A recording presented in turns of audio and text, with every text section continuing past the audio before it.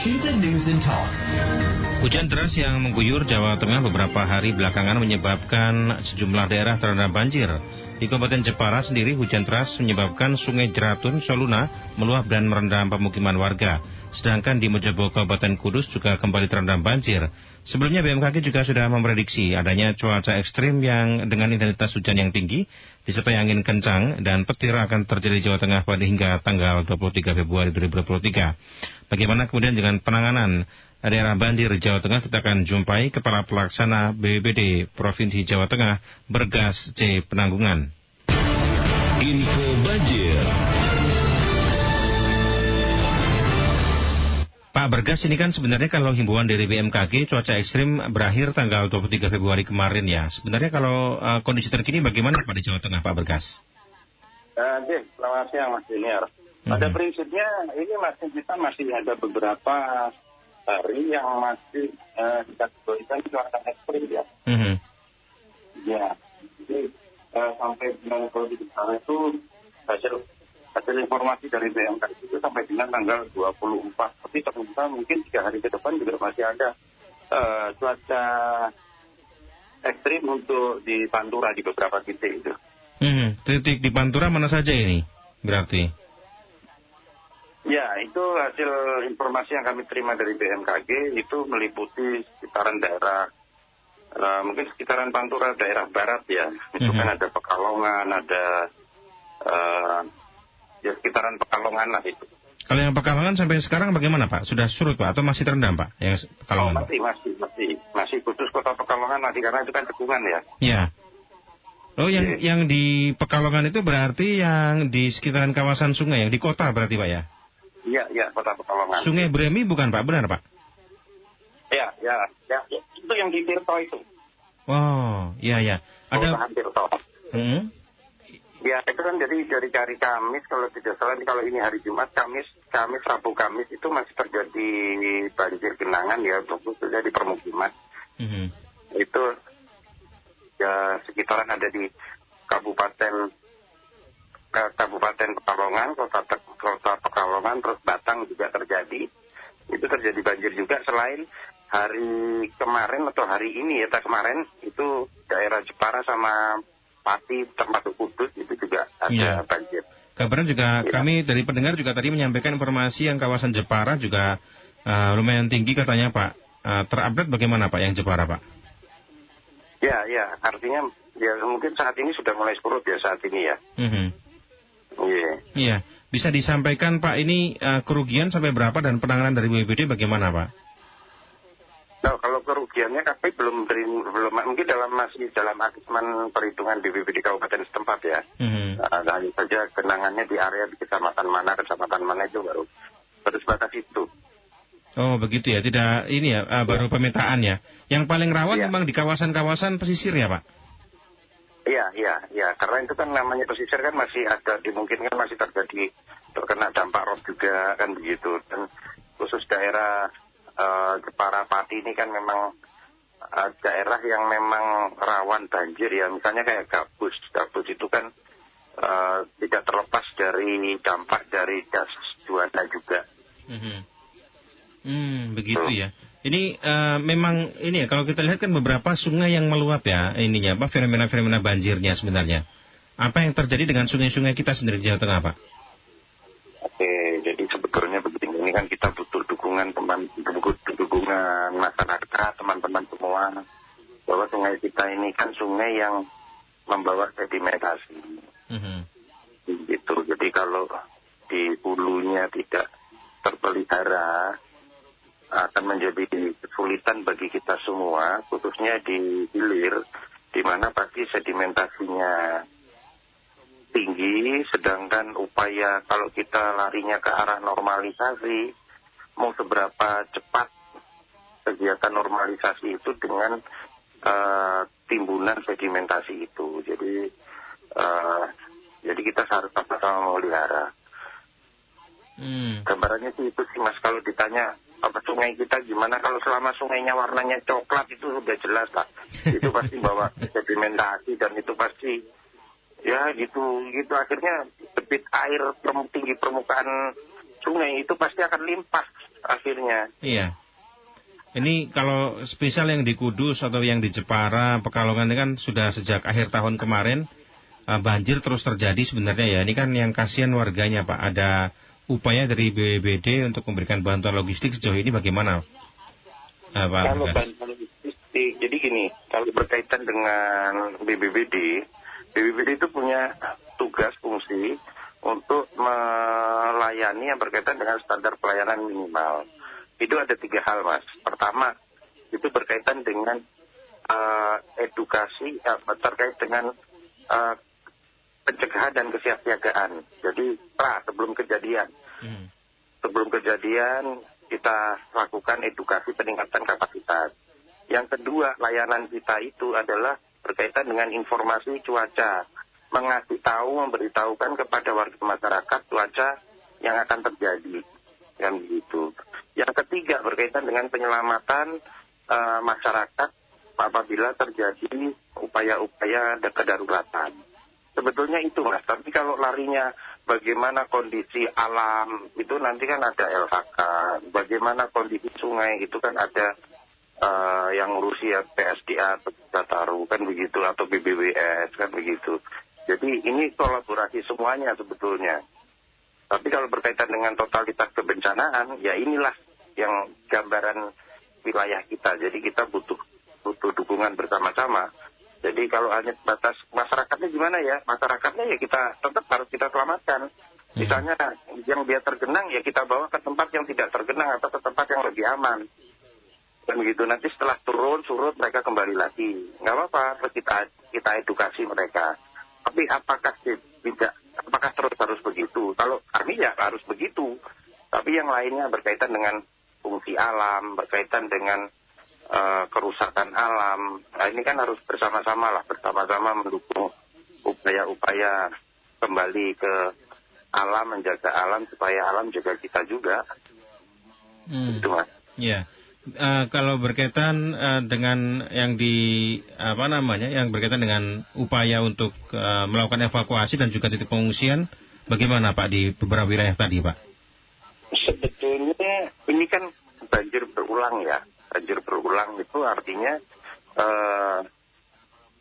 sudah ada masyarakat tempat-tempat atau titik-titik yang dirasa aman. Misal balai desa, aula balai desa, sekolahan, kan begitu.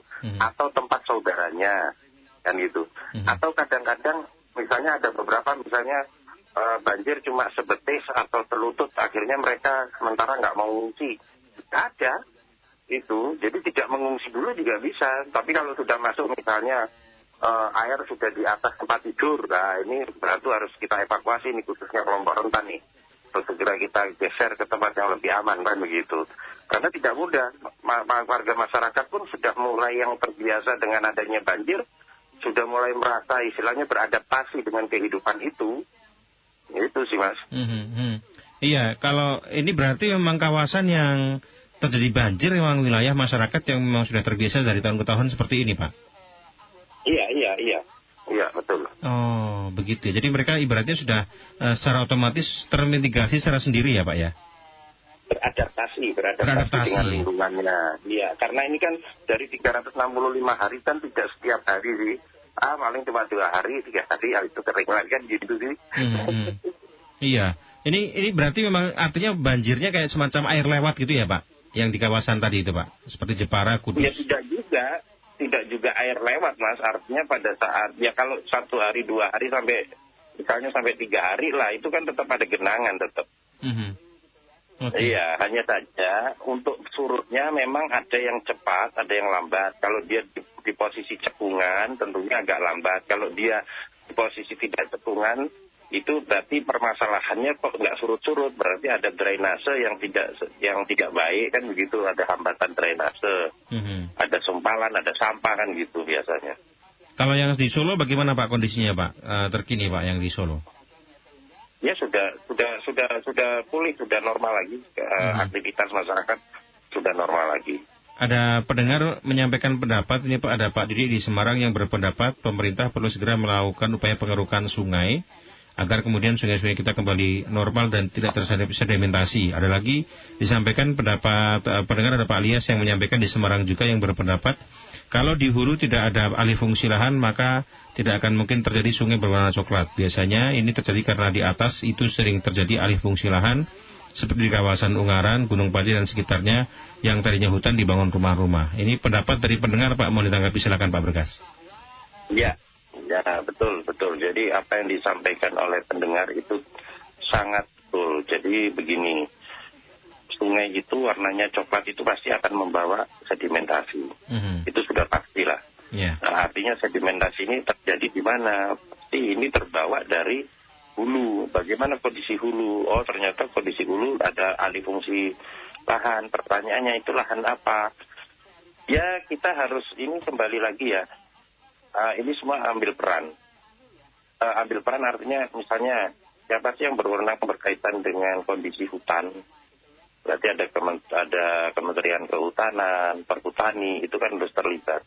Bagaimana sih istilahnya kebijakan yang berkaitan dengan pengelolaan hutan? Apakah selama ini tidak ada upaya pencegahan? Dan begitu, apakah ada hal-hal yang sifatnya pengetatan regulasi atau pengetatan aturan yang harus dimainkan? Ini kembali ke kita semua, tidak hanya pemerintah, tapi ke masyarakat untuk saling mengkoreksi atau saling mengevaluasi lah, saling mengingatkan. Ini tidak bisa masuk di ranah kewenangannya perhutani, jelas itu. Yeah. Nah, ini tinggal perhutani yang harus juga perlu mengevaluasi diri bagaimana sih kondisi kehutanan wilayah hutan kita. Dan gitu, ini kembalinya kita memang. Nah, ini masyarakat, saya terima kasih masyarakat melalui Radio El Sinta bisa menyampaikan itu pendapatnya, karena ini biar didengar juga kan begitu. Kalau selama ini koordinasi semisal BPBD dengan stakeholder yang lain, dengan instansi yang lain, semisal dari Pusdataru atau kemudian DLHK atau kemudian mungkin Perhutani juga, ini bagaimana Pak? Jadi kalau dari kami, koordinasi kami baik, sebetulnya artinya baik itu begini. Artinya dari LHK itu mengupayakan untuk kembalinya hijau hutan sudah dilakukan. Reboisasi sudah dilakukan. Terus upaya itu sudah dilakukan. Oleh Pusdataru berkoordinasi dengan BBWF juga sudah dilakukan. Upaya normalisasi juga dilakukan. Penguatan tanggul juga dilakukan. Hanya saja kalau kita bicara masuknya di ranah kewenangan hutan, alih fungsi lahan, ini kan ada yang lebih berwenang. Kan begitu kalau bicara kementerian ya. Jadi ya ini kembali lagi bagaimana sih kebijakan kementerian berkaitan hutan kita. Begitu, bagaimana pengelolaan hutan dengan rakyat. Kan begitu, karena ada kebijakan yang berkaitan dengan pengelolaan hutan bersama rakyat ini. Bagaimana sih komposisinya, kondisinya rakyat itu untuk mengelola hutan itu yang seperti apa? Apakah harus ditebangi? Oh boleh Pak, tumpang sari. Pohonnya jangan ditebangi ya Pak, tapi namanya tumpang sari. Tanaman di bawah ini butuh cahaya, akhirnya diketok juga. Ini kan jadi ada salah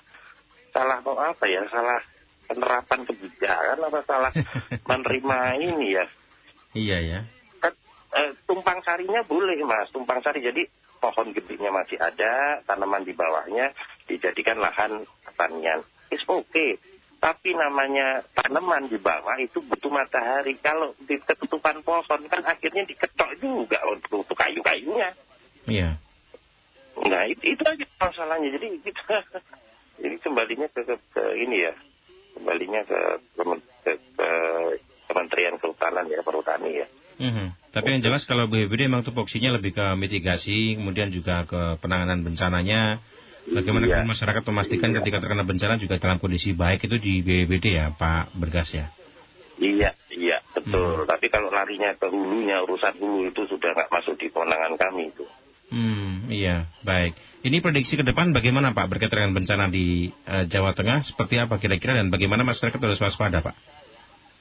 Oke, jadi yang perlu diantisipasi dan didengarkan oleh para pemirsa Radio Elsinta ya, bahwa tren frekuensi atau peningkatan kuantitas kejadian peristiwa alamnya itu dari tahun ke tahun itu meningkat dari tahun 2021 ke 2022 itu meningkat. 2022 itu ya istilahnya ada tren naik dan itu tidak hanya di Jawa Tengah, se-Indonesia itu.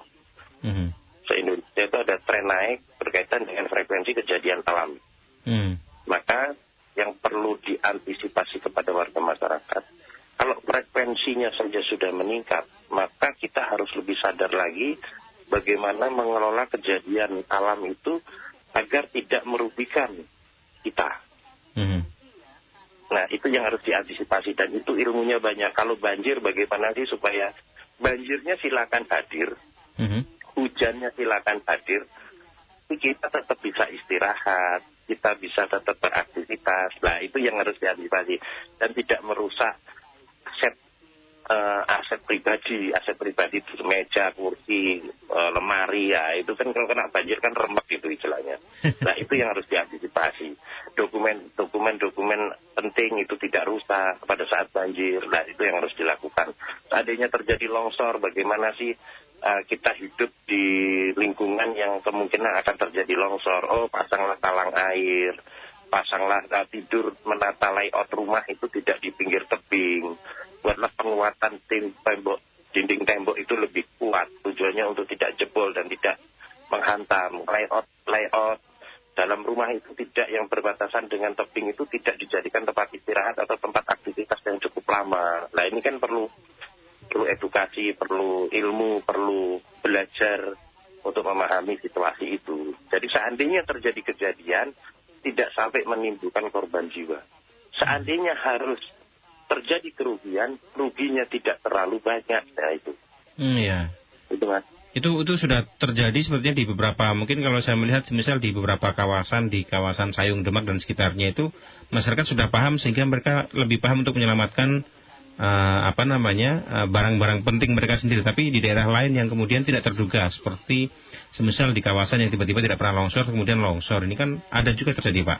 Artinya kewaspadaan harus merata dong Pak. Bagaimana upayanya Pak Bergas?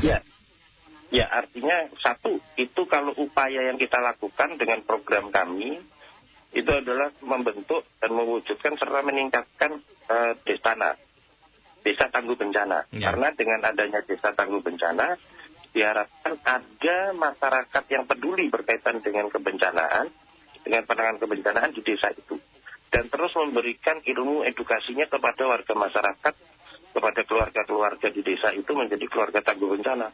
Program kita itu Mas, itu program andalan lah istilahnya, program andalan. Karena apa yang terjadi di Solo dan Sukoharjo beberapa waktu lalu itu sangat luar biasa ya. Jadi itu menjadi contoh baik buat kita semua, khususnya Jawa Tengah, di mana di Solo itu pada saat ada kejadian banjir Bengawan Solo, itu semua warga masyarakat itu segera mengungsi ke titik-titik balai kelurahan. Dan mereka segera membangun DU. Bayangin aja, di jam pertama, jam 11 dibuka, jam terjadi pengungsian, jam 2 pagi saya sampai sana tuh DU sudah muncul. DU sudah terbentuk dan itu dibangun oleh masyarakat, bukan oleh petugas, tapi dibangun sendiri oleh masyarakat, saling dukung, saling bantu, saling gotong royong. Itu terjadi. Kawasan Solo teman-teman tidak hanya ini ya, tidak hanya di, seperti saya melihat kawasan Solo sekitarnya tidak hanya bagus di penanganan, tapi seperti sekolah sungai itu di sana juga sungai juga terawat juga ya di kawasan Solo sekitarnya Pak. Masyarakatnya juga seperti itu, bagaimana itu Pak? Ya itu kembalinya kan tetap ada edukasi ya, ada pembelajaran yang terus menerus, ada contoh-contoh baik yang dikembangkan, akhirnya dipelihara, kemudian ditiru kan begitu. Ini yang belum gitu, terjadi di kawasan lain sepertinya Pak, misal di Pekalongan, ya, Jepara dan sekitarnya. Iya betul.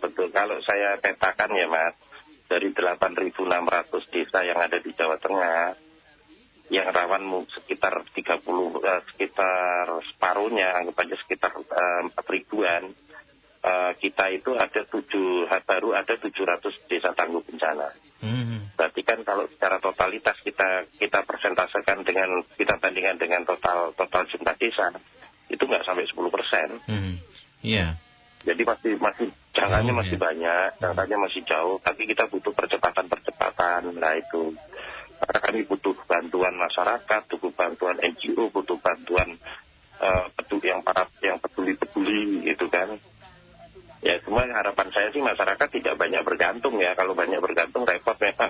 Bergantung pada pemerintah. Ayo buatkan destana. Ya urut kacang itu berapa abad selesainya.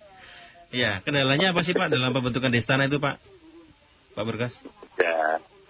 Ya satu dalam upaya membangun masyarakat tangguh itu kan tidak terlepas dari potensi yang harus kapasitas harus dilibatkan ya. Dari gurunya kan gitu. Ada gurunya, ada sarpasnya, ada regulasinya, ada anggarannya. Nah, semua kan perlu dukungan itu, Mas.